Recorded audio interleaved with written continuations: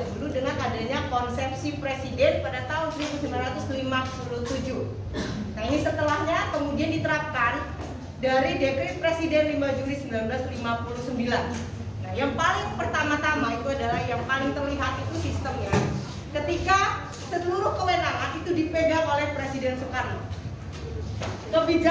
Kebijakannya. Nah, nanti Ibu akan kaitkan dengan berkembangnya pengaruh komunis yang sedemikian masif pada masa demokrasi terpimpin. Perhatikan, politik luar negeri yang awalnya bebas aktif kemudian berubah menjadi politik apa?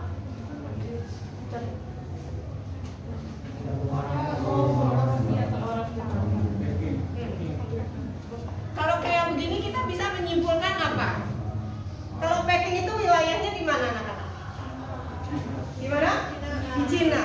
Nah, yang dimaksud dengan poros Jakarta Peking itu adalah di kemudiannya bahwa Jakarta sebagai ibu kota Indonesia itu berporos atau memiliki koneksi hubungan dengan negara Cina yang ideologinya komunis.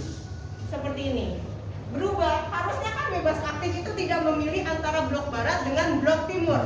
Tapi di kemudiannya Presiden Soekarno merubah politik luar negeri tersebut menjadi poros Jakarta Peking yang secara otomatis kemudian memilih blok timur. Nih.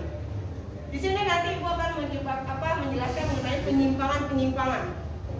Ada banyak hal, tetapi biasanya selalu yang keluar dalam ujian dimanapun itu ada dua, yaitu penyimpangan Undang-Undang Dasar dan Pancasila.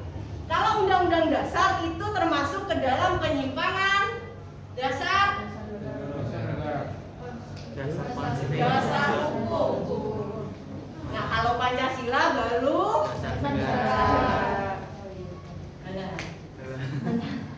lupa ya. Oke, sekarang kalau dasar hukum ada berbagai macamnya, tetapi perhatikan dulu dari sudut pandang mana dulu. Undang-Undang Dasar yang sekarang kita kenal itu berbeda dengan Undang-Undang Dasar yang sebelumnya. Kalau yang kalian pelajari sekarang, Undang-Undang Dasar itu sudah di amandemen.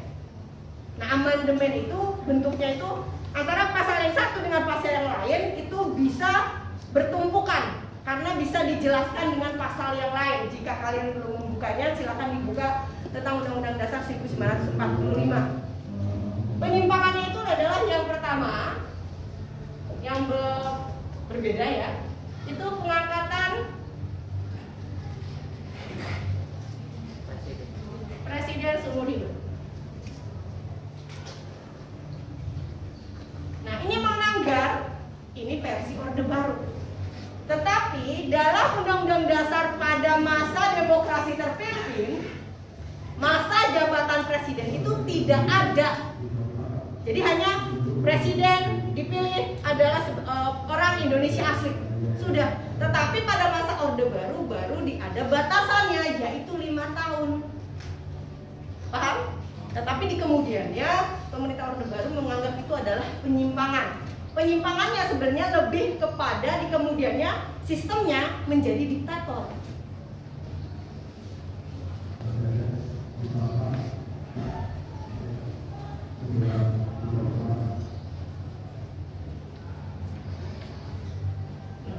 Pembubaran DPR pada tahun 1955 itu sudah dipilih DPR, hasil pemilu dong, jelas di dalamnya sudah ada partai-partai yang menang pemilu, 4 partai pemenang pemilu ada di situ semua. Tetapi di kemudiannya pada masa demokrasi terpimpin itu DPR dibubarkan.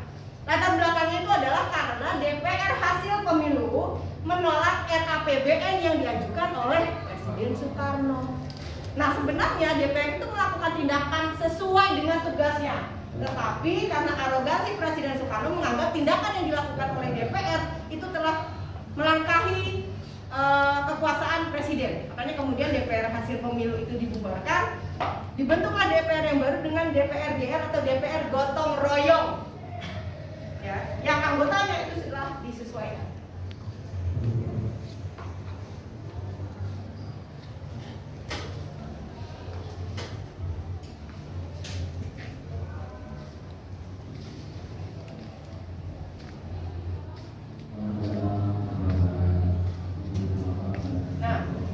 kemudiannya Presiden Soekarno itu berupaya untuk pidato. Nah, pidatonya disebut dengan penemuan kembali revolusi kita. Ya, kalau bahasanya sejarah itu mungkin agak berapi-api dan kemudian agak nasionalis lah. Sebenarnya untuk tujuannya untuk membangun sisi nasionalisme dari kalian yang mungkin sudah luntur. Nah, di sini penemuan kembali revolusi kita itu dijadikan GBHN atau garis-garis besar haluan negara. Sebenarnya itu nggak bisa, tetapi itu versi juga Orde Baru. Nah, materi yang kita dapatkan sekarang itu adalah ditilah. Kalau kalian bisa melihat bahwa ini versi Orde Baru dan ini adalah versi yang bisa kita teliti kemudian. Ya, sekarang dasar negaranya nggak banyak sebenarnya. Yang itu di kemudiannya harusnya itu Pancasila dirubah menjadi Nasakor.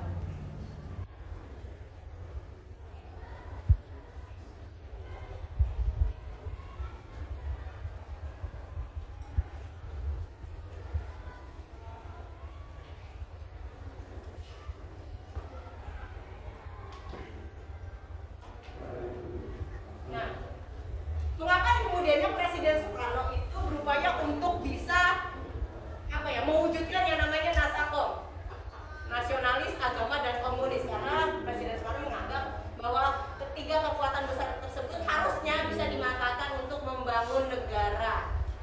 Ya, yang tidak diprediksi oleh Presiden Soekarno itu adalah ketiganya itu bentrok terus, karena masing-masing mendahulukan kepentingan kelompok.